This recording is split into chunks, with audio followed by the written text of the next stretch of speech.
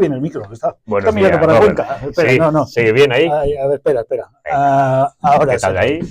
Perfecto. Ahora, ya Perfecto. está. Bien. Pues a puertas de Semana Santa. Uf. A puertas de Semana Santa. Oye, tienes que dejar muchas cosas solucionadas. Te piden, esto quiero solucionarlo ya, antes de las vacaciones. Fíjate, te meten prisa. más que antes de las vacaciones, uno de los temas que traía hoy es, más que en vacaciones o antes de, es mucha gente me dice, oye, mira, en Semana Santa es un momento donde me junto, voy a casa del pueblo, voy a casa de veraneo, me junto con familiares, tenemos esta herencia o este asunto sin resolver. Joder, dime algo que pueda un poco contar a estos familiares para ver si de una vez lo podemos desbloquear. Uno de los habituales, uno de los clásicos es el bloqueo de herencias con familiares y donde muchas veces la gente piensa que la única solución es el juzgado. Y lo que hemos hablado más de una vez, tener que ir a un juicio con hermanos, familiares, aparte del tiempo, que son los juicios más largos que hay en el juzgado, aparte del coste, abogado, procurador, contador, partidor, peritos, etcétera, está la parte emocional que afecta a la salud. El otro día me contaban de un hombre que está inmerso en una herencia y me decía un familiar, no, aquí te puedo decir que ha perdido 2-3 años de vida. Está el hombre totalmente, ha tenido que ir a médicos, esto más, un señor también mayor y tal, pero dentro de esa salud que tenía, bueno, de edad, dice, le están saliendo cosas que es que antes ni tenía. Y sobre todo, dice, está constantemente como muy apagado, apático, agobiado por un asunto de herencias, ¿no? Entonces me dicen, oye, solo nos queda, la única solución que nos queda es irnos a un procedimiento judicial. Pues bueno, lo bueno es que desde la reforma que se hizo en el Código Civil ya no solo te queda la vía judicial, sino que tienes otra serie de vías para poder desbloquear herencias. ¿Cuáles suelen ser los casos habituales por los que se bloquean herencias? Una es la de hermanos o hermanas que no se hablaban de antes y cuando viene la herencia pues se siguen sin hablar y por lo tanto, pues mira, por hacerte la puñeta y como no me fío de lo que tú me dices o me propones o me dice el intermediario, pues no quiero ir a firmar a la notaría. Otra habitual suele ser, el otro día más me pasó con unos hermanos, uno de los herederos vive en el extranjero y por H o por B, todos son pegas, le han dicho para que otorgue un poder, incluso a través del consulado a uno de los hermanos para que firme en su nombre la herencia, porque parece que no hay ninguna pega, pero no acaba ni de otorgar el poder, ni concretar una fecha, ni venir a firmar, ¿de acuerdo? Mientras tanto, insisto, herencia bloqueada. Otro supuesto es en el que no se ponen de acuerdo en qué hacer con determinada parte de la herencia, por ejemplo, una vivienda. Uno de los herederos se la quiere quedar, se la quiere adjudicar, pagando al resto, y otro quiere vender, pero al precio más alto posible. Y empezamos aquí con las valoraciones. ¿Qué hay que hacer en estos casos? ¿Valen inmobiliarias? ¿Valen? Aquí siempre la recomendación es la misma. Una empresa de tasación nacional, un TINS o Servatas, que son las que luego en el juzgado tienen más validez que las de las inmobiliarias de calle, porque es verdad que con las inmobiliarias de calle lo que vemos es que hay una variabilidad en las valoraciones y en los precios.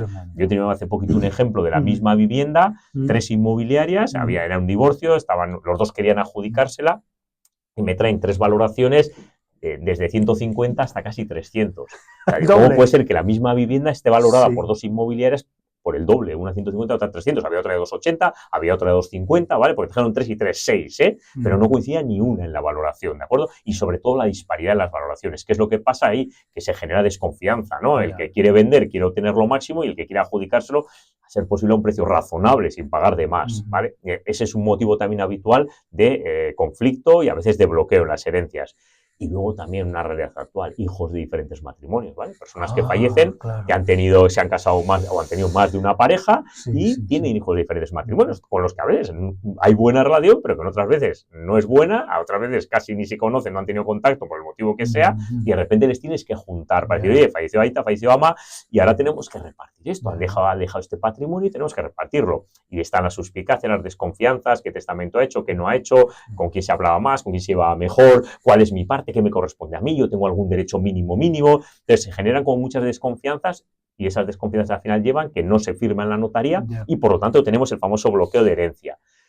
¿Cómo podemos desbloquearlo sin ir a juicio? Que es lo que me preguntan. Oye, tengo reunión, joder, ir a juicio no me apetece ni media. ¿Tengo alguna fórmula para poder desbloquear la herencia sin necesidad de ir a juicio? Sí, ¿vale? La tenemos. Y no hace falta, no es necesario ir a juicio. En las herencias nos encontramos 2 escenarios. Uno es la aceptación y otro el reparto. Para poder llegar al reparto, muchas veces vamos a repartir ya, pero primero hay que aceptar. Te voy a interrumpir porque me lo preguntaron cuando te fuiste el otro día.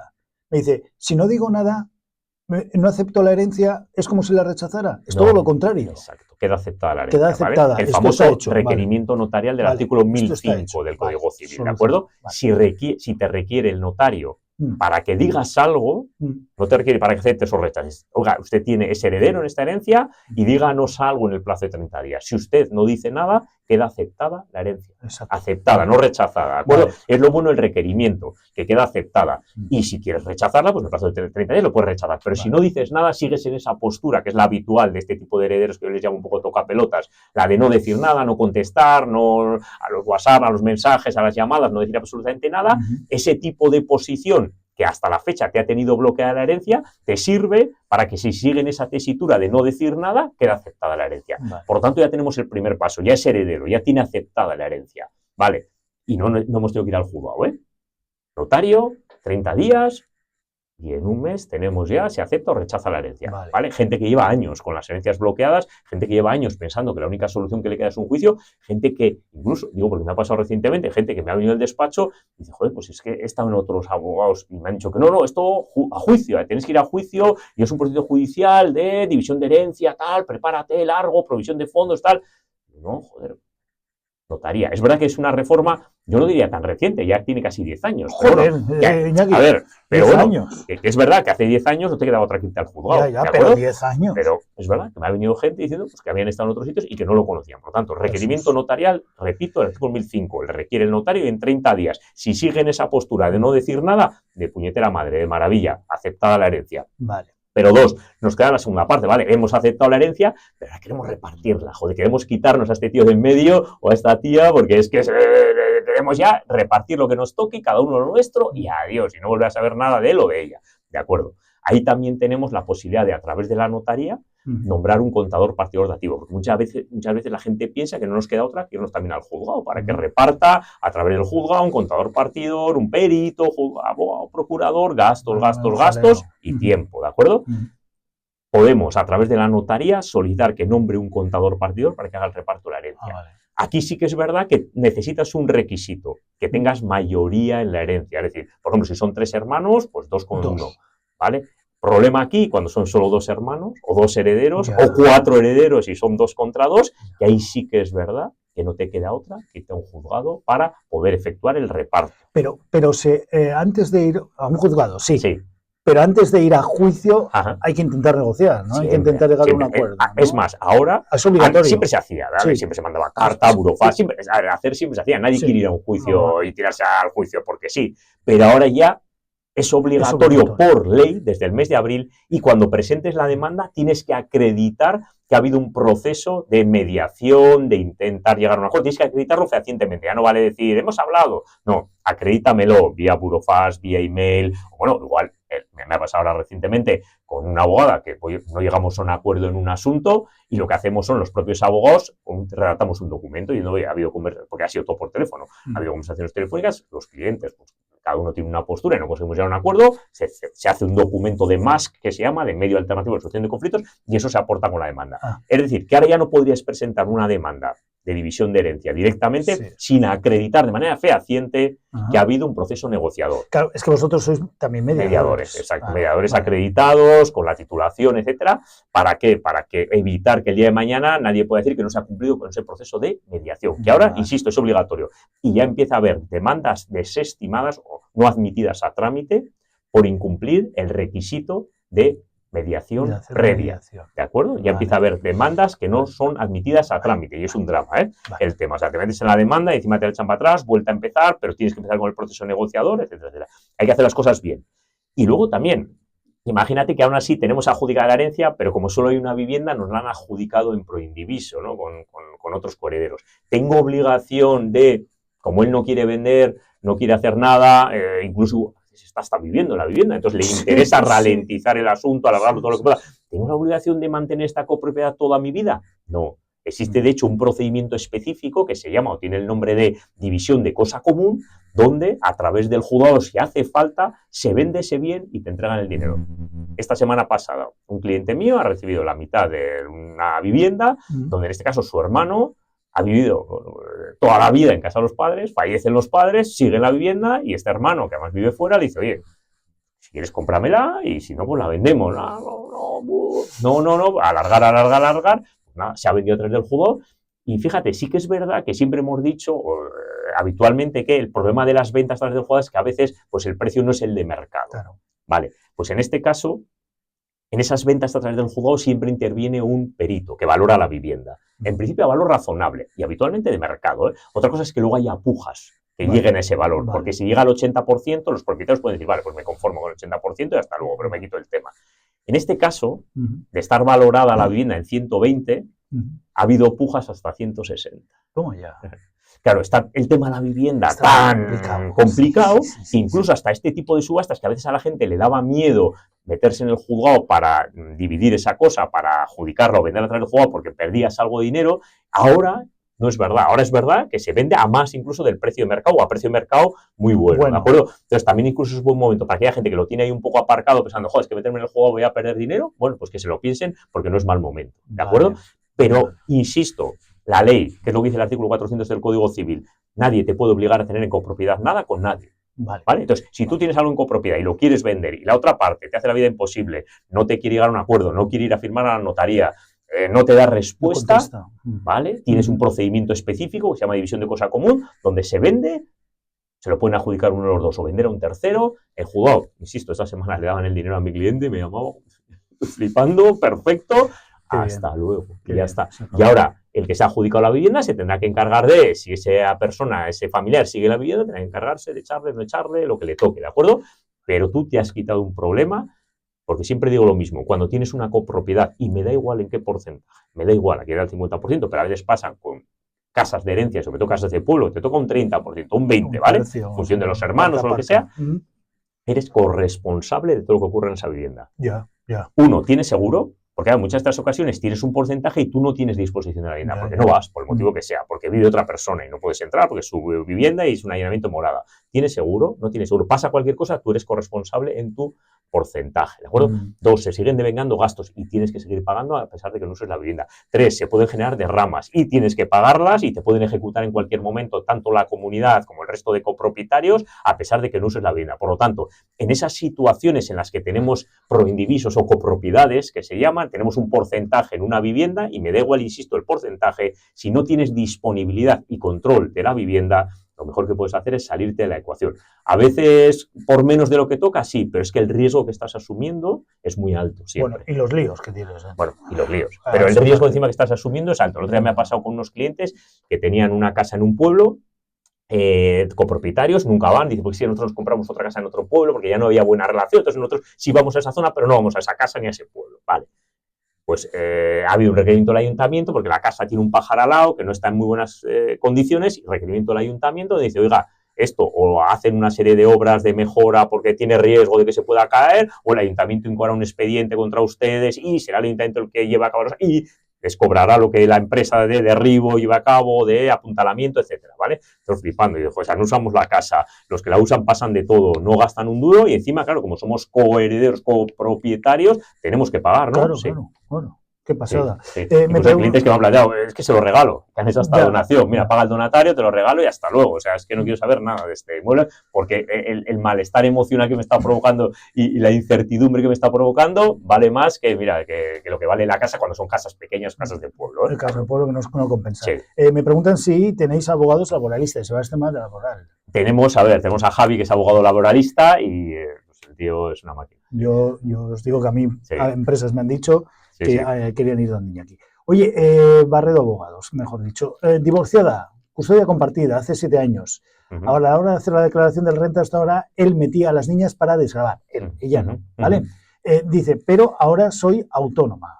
El año pasado me hice autónoma, me gustaría saber si ahora me puedo beneficiar yo de lo que se ha estado beneficiando él durante 7 años, hacerlo un año cada uno. Claro, a ver, lo habitual en los convenios que se suele hacer es eso, es poner un año cada uno. Es verdad que el criterio de diputación hasta hace 2 años era que te podías adjudicar, entre comillas, el 50% de los críos, pero cambiaron el criterio y dijeron, no, ahora o uno u otro. Entonces, lo que se suele poner en los convenios es que cada año, se beneficie uno de esa bonificación o esa reducción que tienes por tener hijos. Entonces, lo normal sería que ahora hagan alternativamente cada uno un año.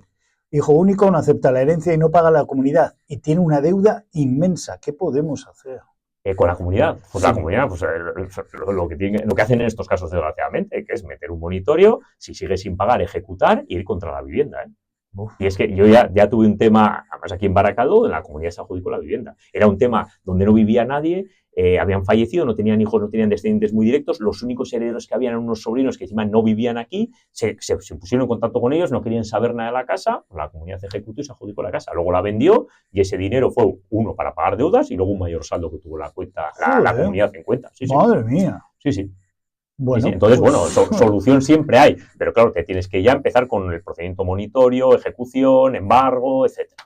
Y esto sí o sí. También es verdad que sí, ahí sí, claro, vale. Si no quiere por alguna, sí. Incluso si esa persona trabaja, le podrás embargar saldos, le podrás embargar cuentas, le podrás embargar salarios, etcétera, Luego, en el supuesto de que sea insolvente, que no tenga absolutamente nada, que algo tendrá que vivir, si no le embargas la casa. Es que es un riesgo. Yo a veces cuando hay copropietarios herederos que hay uno que vive y el otro no, me dice, yo no pago tal, digo, oye, corres el riesgo de que la comunidad dé pasos, acabe ejecutando y se acaben adjudicando la vivienda o sacando la subasta y adjudicándosela a un tercero, Digo, tú mismo, a veces conviene adelantar cuando hay varios coherederos, copropietarios. Conviene adelantar, va a ser un derecho de crédito que tú siempre vas a poder recuperar en la venta de la vivienda, encima actualizado con intereses, pero joder, el riesgo de perder una vivienda, que es un bien, un activo de cierto valor, joder, a veces por 1.000, 2.000 euros, pues no merece la pena. Siempre es mejor pagar porque ya lo recuperas. Claro, lo vas a recuperar y encima actualizado, insisto, con intereses. Con intereses. Vale, y esto que me dice, fíjate qué pregunta, ¿y cómo se necesita tener un abogado? Me dice, hay 2 viviendas en Bilbao, una casa del pueblo, más acciones. Hay 2 hermanas,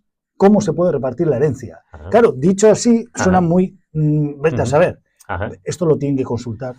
Claro, claro, hay que ver qué intereses tiene cada uno de los hermanos con las viviendas, hay que ver las valoraciones de las viviendas, las valoraciones de las acciones, porque es verdad que se puede hacer un reparto no en proindiviso, sino de manera individualizada para evitar que tengan copropiedades o proindiviso, pero hay que ver todo lo que es el activo de la herencia, el caudal, relicto, que se llama en el juzgado, ¿no? Y ver realmente cómo, primero que decía el testamento, si es que lo había, si es que era partes iguales. Un error habitual es pensar que nos lo tenemos que adjudicar todo a medias. Y no es verdad. Habiendo un patrimonio como es el caso, donde hay 3 bienes inmuebles, hay acciones y hay saldos bancarios, puedes jugar con las diferentes valoraciones de los diferentes bienes y adjudicar de manera individualizada y evitar tener copropiedades por indivisos, porque si no se ponen de acuerdo, probablemente sea porque no hay una muy buena relación. Entonces, lo que no vas a querer tener es nada en copropiedad con esa persona si ya no tienes buena relación. Entonces, se pueden buscar fórmulas para adjudicación individualizada. Sí, además esto vale esto vale lo otro, compensas y aparte es igual. Exacto. Lo importante es que los dos se tienen que llevar lo mismo en valor, pero no en inmuebles, ¿de acuerdo? Y lo importante ahí son los inmuebles, es decir, buscar fórmulas para que cada uno se lleve lo suyo, ¿vale? Compensando al otro si es que se lleva uno un valor, habitualmente un inmueble de menor valor, te llevas más acciones, te llevas más acciones o te llevas la del pueblo, te llevas un mayor saldo bancario, hay 1000 fórmulas, pero no cometer el error de adjudicárselo todo a medias por huida hacia adelante y luego sigues teniendo el mismo problema. Esto de verdad, consultadlo porque si no es un verdadero jaleo. Las viviendas en los divorcios, cuando nadie puede quedarse con la vivienda. Las viviendas sin aquí es un problema. Es un problema. Yo ya lo insisto, hay gente que me dice, qué pesado eres, pero es que lo veo en el despacho todos los días con el tema de los divorcios. La vivienda es un problema, ¿vale? ¿Qué pasa? Que hay ocasiones en las que ninguno de los dos puede pagar la casa solo. Es decir, no es lo mismo tener 2 sueldos para pagar una hipoteca, más con la subida que hubo hace unos años de hipoteca y con la subida que está habiendo otra vez del Euribor, etcétera. Pues hay gente que tiene unas cuotas de hipoteca bastante altas. Entonces, unos clientes tenían 1.300 euros. Con 2 sueldos, pues bueno, lo afrentas con cierta normalidad, pero con un solo sueldo no puedes. Luego hay situaciones donde igual uno de los dos sí puede, pero el banco quiere tener a 2 garantes, no quiere solo a uno, quiere tener a 2 que agarrar, ¿vale? Entonces dice, sí, yo podría pagarlo, pero el banco no suelta a mi pareja y por lo tanto tenemos ese problema. A veces tienes tanta hipoteca que por mucho que vendas no hay nada que repartir, o hay muy poco que repartir. Entonces es que tampoco nos lo soluciona. E incluso hay veces en las que el juez atribuye el uso de la vivienda a uno de los 2 cónyuges, el otro está fuera y la hipoteca ahí está. ¿Qué quiero decir con esto? Que muchas veces pensamos que el juez nos va a dar soluciones, pero el juez nos da soluciones con respecto, vamos a llamarlo, a las medidas paternofiliares, hijos, pensiones, etcétera, que con respecto a la hipoteca no entra. El juez lo que dice es conforme a la escritura de hipoteca. Es decir, ahí no entra, ¿por qué? Porque hay un tercero que es el banco y el juez no puede intervenir en esa situación o en esa relación contractual entre los cónyuges y el banco. Problema habitual, el que tienes que seguir pagando juntos después de divorciarte, el que hay una cierta dependencia económica de tu ex, de que hay riesgo de que si uno de los dos no paga, te puedan reclamar el 100%, porque la responsabilidad de las hipotecas es solidaria y a cualquiera de los cónyuges el banco les puede exigir el 100%, y imposibilidad de rehacer vida financiera, porque como tengo una hipoteca ahí colgando, no me saca el banco, a pesar de que no vivo en la vivienda, a pesar de que mi pareja igual tiene capacidad para pagar y está pagando él o ella solo la hipoteca, pero yo como consto ahí como prestatario, ningún otro banco me quiere dar una hipoteca porque no tengo tal sueldo como para que me den 2 hipotecas. Entonces, a veces es un problema. ¿Qué tenemos que intentar buscar ahí como soluciones? Pues buscar una parte práctica. Uno, a ser posible y si es posible, extinción del condominio, adjudicación a uno de los dos y lo puede pagar y salirte cuanto antes, por lo menos de la propiedad, ¿vale? Para que luego ya el banco vea que la garantía hipotecaria con respecto a una propiedad que no tienes es porque ya se la adjudica el otro y el otro tiene capacidad económica y por lo tanto te pueden ir soltando. 2, si no queda otra, vender o vender a un tercero y repartir si no hay mucho saldo hipotecario. Y luego entre los ahorros, igual una temporada hay que ir a casa a los padres, ahorrar y luego afrontar comprar una vivienda, pero esa puede ser otra solución. 3, negociar con el banco. Pues bueno, en función de la vulnerabilidad en la que se encuentren los cónyuges, pues habrá que renegociar ese tipo de situaciones y aplicar o exigir la aplicación del código de buenas prácticas que tienen obligación los bancos de aplicar en las situaciones de vulnerabilidad. Y 4, que ya hemos tenido 2 clientes que lo han hecho, fíjate, que tenían mucha hipoteca todavía, es alquilan la vivienda y luego cada uno se va a casa a sus padres. Entonces, como los alquileres ahora están muy altos, con eso van pagando la hipoteca y encima les queda algo y dicen, bueno, una solución provisional, porque la otra era convivir juntos o hacer custodia nido, un rollo. Entonces, bueno, como tenían esa posibilidad de cada uno tener casa de los padres, alquilan la vivienda familiar, le sacan un rendimiento, pagan hipoteca y les queda algo de dinero encima y, bueno, como una solución provisional, que lo hemos visto ya en 2 casos. Insisto, el verdadero problema a veces no es separarse, es hacerlo sin una estrategia, porque hay divorcios que se firman mal, a veces muy rápido, venga, quiero terminar con esto en un mes y luego estás 20 años arrepintiéndote de eso que has firmado, ¿de acuerdo? Entonces, tanto en herencias como en divorcios hay un patrón claro, que los problemas legales se convierten muchas veces en problemas económicos. Siempre, y los problemas económicos se convierten en problemas personales. Hay que tenerlo muy en cuenta siempre. Una estrategia, yo lo insisto, no tirar la bomba en caliente. Mira, hemos empezado, porque ya estoy, me da una rabia, separación de bienes. ¿Cuánta gente piensa que yo estoy en separación? Es que me lo dicen tantas veces en el despacho, no lo quiero divorciar. Separación de bienes. Hacen como así con las manos, ¿eh? Yo tengo separación de bienes. Además, hacen así, me hace gracia, como diciendo, me da igual. Yo si me separo me divorcio, hasta luego. Sentencia donde le han cascado a él 112.000 euros. 112.000 euros de indemnización más pensión compensatoria, ¿eh? Vale. Como todo en la vida, si sabes cómo funciona, yo no te digo ni ganancial ni separación de bienes, pero tienes que saber cómo funciona separación de bienes. Entonces, con esta sentencia de la semana pasada de 112.000 euros, un tema que hemos ganado, por cierto, que le han cascado, que no se lo hubiese imaginado él en la puñetera vida. Vamos, él partía de la base de, estamos en separación de esto, ya me acuerdo, como antes de entrar al juicio, todavía lo decía, yo es que estamos en separación de bienes, cada uno por su lado y hasta luego. Lo decía vosotros. Bueno, lo decía, estamos los abogados reunidos y estaban los clientes y habéis que estoy en separación de bienes. Ya. Oye, cada uno, así lo firmamos, cada uno por su lado, nos hemos divorciado, pues 112.000 euros me han cascado, ¿vale? Pero también a veces me pasa a mí a la contra, que me vienen clientes donde les tengo que explicar, ostras, aquí el riesgo que tienes es esto. Entonces, lo decía un cliente, tienes un riesgo de 97.000 euros.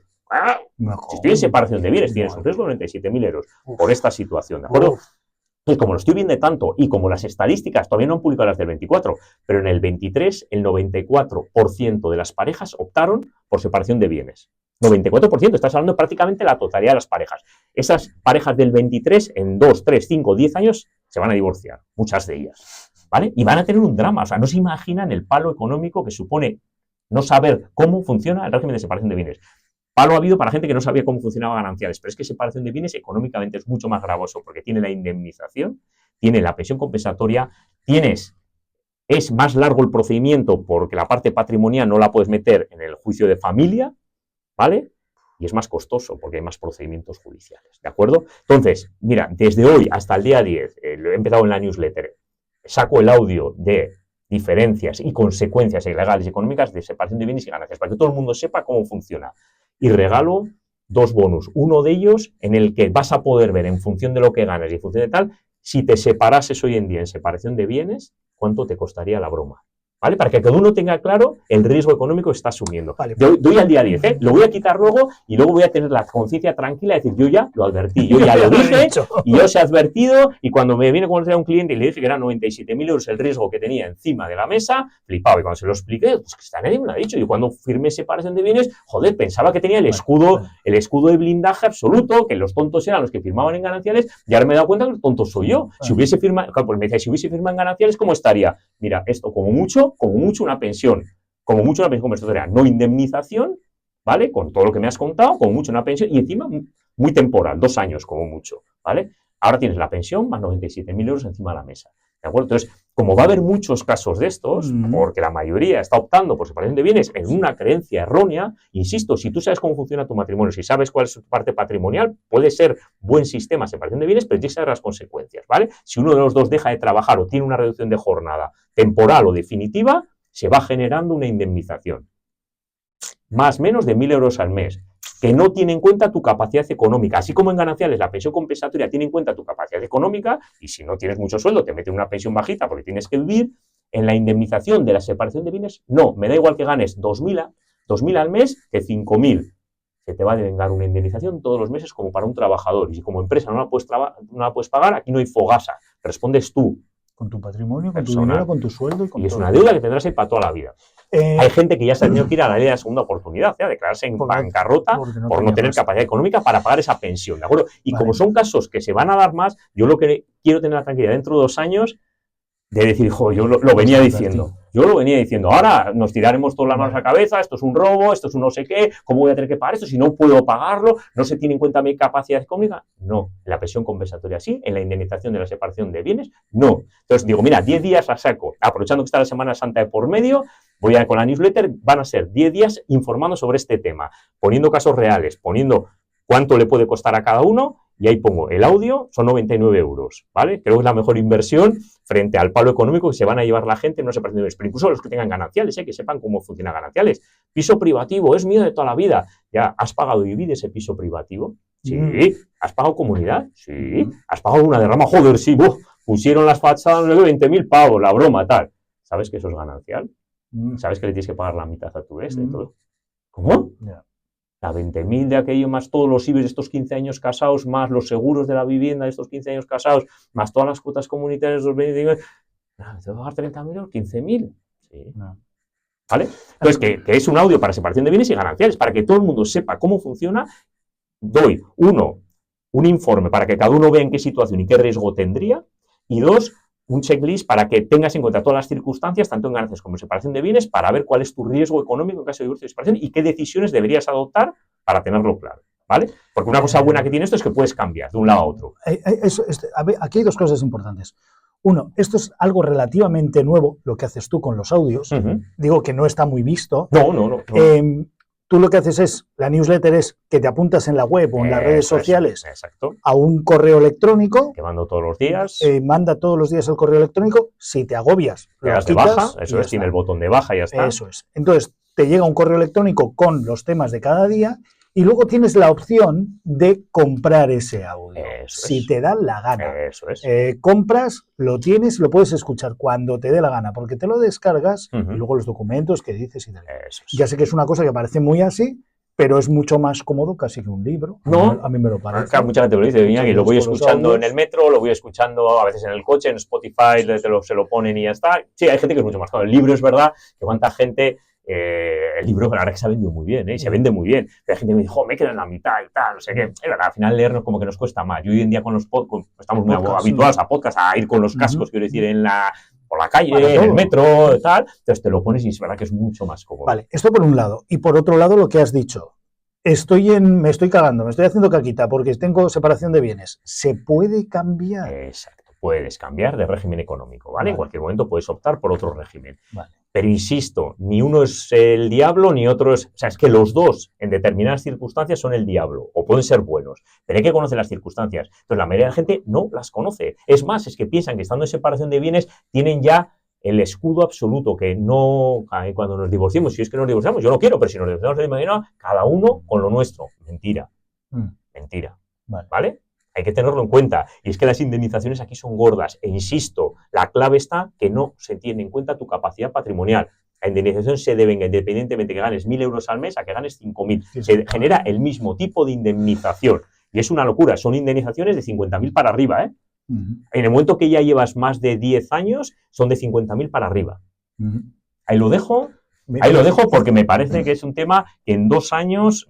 Va a petar esto, ¿eh? Va a ser muy doloroso para mucha gente. Se van a reír de los gananciales. Es que ha habido gananciales, tiene que pagar 2 perros, ha habido que repartir el piso. Se van a reír del tema de cómo funciona. Porque hoy en día los gananciales no tienen tanta afectación. Antiguamente sí, porque uno trabajaba y otro no. Hoy en día prácticamente los 2 miembros de la pareja trabajan, ¿de acuerdo? Entonces, hoy en día, en la mayoría, entonces, igual estar en gananciales es menos gravoso en caso de divorcio o separación que estar en separación de bienes. Y tenemos la creencia contraria, que estar en separación de bienes estás mucho más protegido. Totalmente. Y no es así. Me preguntas si tienes una SL y separación de bienes. Si tienes negocio, es verdad que es uno de los supuestos donde puede interesarte la separación de bienes, ¿vale? Si tienes negocio. Pero tienes que tener en cuenta otra serie de circunstancias. ¿En qué situación está tu pareja? ¿Trabaja? ¿En reducción de jornada? No, trabajamos, pero ¿cuánta gente está en reducción de jornada? Esa reducción de jornada por cuidado de los hijos se está generando una indemnización mensual. ¿Vale? Entonces, es que no es tener solo en cuenta un factor. Por eso el audio está para mí muy bien, porque ves todos los factores que hay que tener en cuenta, luego con los regalos que hago, el bonus del checklist, ves tu situación y dices, ostras, es verdad, esto era importante, pero claro, todas estas circunstancias no las estoy teniendo en cuenta. Además explico cuáles son las circunstancias que tienen en cuenta los jueces a la hora de calcular esa indemnización, etcétera, ¿no? Entonces, puede que sí o puede que no. O puede que no. Me preguntan si se puede vender una propiedad que se ha dejado en usufructo a uno de los herederos. Sí. O sea, hay gente ahí tienes la nuda propiedad, que se llama, ¿no? La propiedad vacía, porque el usufructo lo tiene un heredero y lo puedes vender tranquilamente. De hecho, hay fondos que se dedican a comprar nudas propiedades, saben que hay un usufructo, lo compran como inversión y dicen, bueno, pues cuando el usufructuario fallezca, pues ya tendré la propiedad completa, pero se puede. Problema, que te lo van a comprar en valoración muy a la baja, claro, porque hay un usufructuario y no puedes usar ese inmueble. Me has dicho que estos 10 días vas a hacer... Solo estos 10 días, con los 2 regalos de un informe para que cada pareja vea en qué situación patrimonial y riesgo económico se encuentra en caso de divorcio, y 2, otro informe en el que tienen que ir marcando una serie de casillas y van a ver cuáles son las circunstancias de su familia y cómo se calcularía la indemnización, ¿vale? Eso solo lo voy a dar estos 10 días, luego ya se acaba y hasta luego.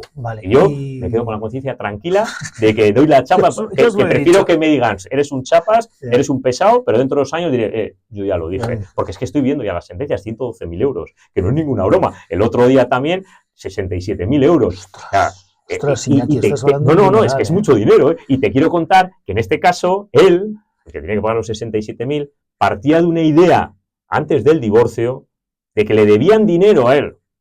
Fíjate cómo le ha explotado la cabeza al pobre hombre, de pensar que te deben dinero porque yo he puesto más, estoy separación de bienes y yo he puesto más, ¿vale? No solo no has puesto más, sino que tienes que pagar a tu pareja, a la que pensabas que te debía dinero, y iba diciendo, bueno, igual la perdono y tal, bueno, ya veré y tal. Sí, ¿no?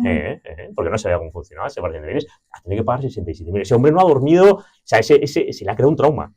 Porque él pensaba que le debían dinero y que iba a ir de, bueno, igual te perdono, bueno, si no me discutes, igual te perdono cosas y tal, ¿no?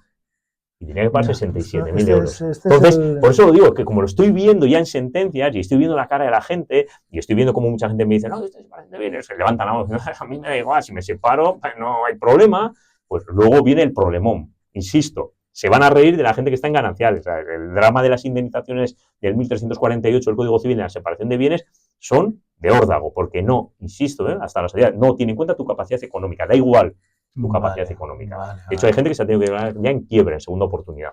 Este es el ejemplo de la ignorancia es la madre del atrevimiento, ¿no? Sí, oye, sí. ¿Vas a mandar newsletter durante estos días de vacaciones? Sí. Es que va a ser durante 10 días ahora seguido, ¿vale? Hablando solo de este tema, la separación de bienes. Vale. Se la de baja y ya está. Me preguntan mucho por la comunicación foral y todo esto, las diferencias. Explícalo también la newsletter y tal, ¿no? Sí, eso es. Comunicación foral y gananciales, a efectos prácticos funcionan igual, ¿de acuerdo? Solo que es un régimen propio de aquí, del derecho foral. Pero a efectos prácticos, a la hora de repartir el patrimonio, funciona como en gananciales, ¿vale? Tiene un matiz que es en el momento del fallecimiento, si tienes hijos, tus bienes privativos se convierten en gananciales, siempre que tengas hijos, ¿eh? Si no tienes hijos, no, siguen siendo privativos, ¿vale? Pero a efectos de un divorcio, funciona como gananciales. Vale. Yo os digo, tenéis estos 10 días de descanso probablemente, o unos cuantos días, Pues recibís la newsletter, la leéis y si queréis comprar el audio, tienes la posibilidad de llevarse todo el pack. Eso es. Pero solo hasta el día a día. A ver, es lo que dice Iñaki. Si todos habéis optado por separación de bienes... Las estadísticas están ahí, 94%. Cuidado. Sí. Cuidado. No, y yo pongo como ejemplo las sentencias que están dictando los tribunales. 67, 112.000, gente casada 15 años. No estoy hablando de gente de 50 años casados, gente... No, porque esos además se casaban en gananciales. No había separación de bienes. Cuando te estoy hablando son matrimonios recientes, porque separación de bienes, la tendencia es 10, 12 años, ahora ya es mayoritaria, pero que la gente que empieza en separación de bienes no lleva más de 10 años. Y fíjate qué tipo de indemnizaciones están generando. Imagínate gente dentro de 10 años que lleven 10, más de 20 años. Estamos hablando de casi 200.000 euros. Hay una sentencia de 436.000, lo pongo en la documentación que adjunto al audio, una sentencia de son 436.000 euros que le han condenado a él a pagar como indemnización de separación de bienes. Claro. Es verdad que tenía cierto patrimonio, ¿vale? Sí, pero... 436.000 euros. Y ahí pongo el ejemplo y lo dejo caer. Ya, pongo el ejemplo también del dueño de Ferrovial, de uno de los hermanos accionistas, que lo he contado una vez también, lo que le cascaron también por pensión y indemnización. Tremendo. Claro, ese también es verdad que tenía un super patrimonio, etcétera. Vale. Pero que las de 50, 60 y 100.000 van a ser para gente, como yo digo, humilde y modesta. Una casita de veraneo y un par de suelditos. Bueno. Porque depende de los años que lleves. Y sobre todo, y esto lo dice Iñaki siempre, a la hora de decidir un divorcio, sangre fría. Sí, no tirar la bomba en caliente. Esto de... Asesórate antes, pregunta, prepara una estrategia, evalúa todo, régimen económico, vivienda, sobre todo por el de uno mismo. Uno mismo y de las criaturas. Y sobre todo por los críos, sí, es verdad. Si necesitas consultar 94 437 12 32, 94 437 12 32, Barredo Abogados está en el Paseo de los Fueros al lado del Fosterito. Vaya tiempos, Iñaki. ¿Quién te iba a decir a ti cuando estabas ahí en Derecho que ibas a acarrear estos asuntos tan farragosos y tan dolorosos muchas veces, ¿no? Ostras. A mí me parece una tela. Pero bueno, siempre cuando ves la solución, cuando ves que la gente... Tiene que ser muy cañero, ¿no? El decir, ostras. Mira, yo lo digo con los testamentos, nuevamente. Hablar de testamento, ¿no? La gente, yo lo entiendo, hablar de testamentos, hablar de que vas a faltar, ¿no? Que es algo inevitable, que nos va a tocar en algún momento. Pero no es fácil. Pero fíjate, me lo dicen cada vez más clientes, gente que me viene diciendo al principio, es que joder, no sé qué tal, luego me dicen, oye, me he quedado como tranquilo. No esperaba esa sensación. He hecho el testamento con las indicaciones que me has dado, para evitar problemas de dinero. Oye, me ha dado una sensación, no pensaba yo que eso me iba a dar esa sensación de tranquilidad. Pensaba, pues hago el testamento, venga, ya está, por el pesado lo hago para que no tal. Pero dice, oye, me ha dado sensación de tranquilidad. Y ayer me lo decía otro cliente también. Oye, joder, que sepas que a raíz del testamento, oye, como que he tenido un momento ahí de decir, oye, como que estoy haciendo bien las cosas, como que quiero evitar conflictos el día de mañana, quiero que el patrimonio que he generado vaya a mis hijos y no se gaste en bloqueos, en enfados, en rollos y tal, y como que da una sensación de tranquilidad, casi como la gente que se va ahí a cursos de meditación y tal, pues casi hacer un testamento por mucho menos, parece ser que también genera un efecto de oxitocina, de descanso, de paz mental. Unos oyentes que te escuchan todos los miércoles me dijeron que escucha la madre y escuchan los hijos. Ajá. Y fueron todos al notario, decidieron hacer testamento y que salieron todos con una sensación de decir, ostras, si lo llego a saber, lo hago antes. ¿Verdad? Eso es lo que me trasladan muchos clientes. Sí. A mí también. Por 60 pavos, si lo llego a saber. Sí. El otro día hubo una oyente que decía, no son 60. Pero me decía uno, sí, pues en mi pueblo son 46, porque había hecho notario. Es verdad que en otras notarios igual son 70. Cada sitio es verdad. Es verdad que este que me lo dijo era de una zona de Cantabria, una zona más pequeñita, ¿no? Y es verdad que en función del sitio, pues pueden cobrar un poquito menos o más. Pero que me da igual, entre 50 y 80, vamos a poner 50 o 70, es que compensa.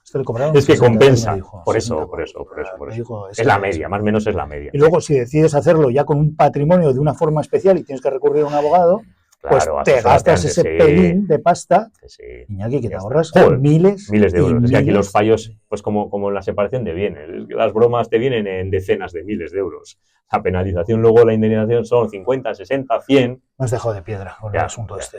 Bueno, tú y yo tenemos la tranquilidad de que lo estamos diciendo, que estamos informando y que el día de mañana, cuando con eso haya gente que venga llorando, podemos tener, por lo menos vamos a tener la conciencia tranquila y decir, oye, ya lo anunciamos, ya lo dijimos y ya avisa. No van a tardar nada en llamarte del correo de la sexta por contar esto. Ya verás, en cuanto pongas al newsletter, y pongas en redes sociales, ya verás. Mira, ayer del Correo me publicaron un artículo porque me llamaron para preguntarme por la usucapión, la famosa usucapión. Sí. Y es verdad, pues me decía el periodista, es verdad que me han dicho que un inquilino, si mueren los propietarios de la vivienda, imagínate en una herencia, y la herencia está bloqueada y no hace nada, el inquilino se puede quedar por usucapión con la vivienda y tal, ¿no? Como que le habían planteado en varias ocasiones y tal. Y ayer lo publicaron en el Correo y bueno, hombre, joder, ojalá fuese tan fácil, ¿no?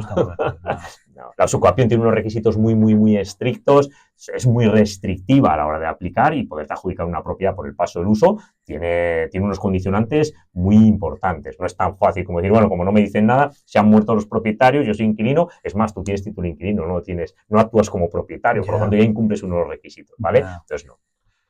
Esto del usucapión me lo dijo un vecino esta semana pasada, con unos terrenos, que lo usaban limpiando con animales y tal, y que poco a poco iban rascando, y luego presentaron notas simples falsas, Iñaki. En los pueblos, es verdad, yo también voy a una zona de Burgos, con encima las fincas y los terrenos.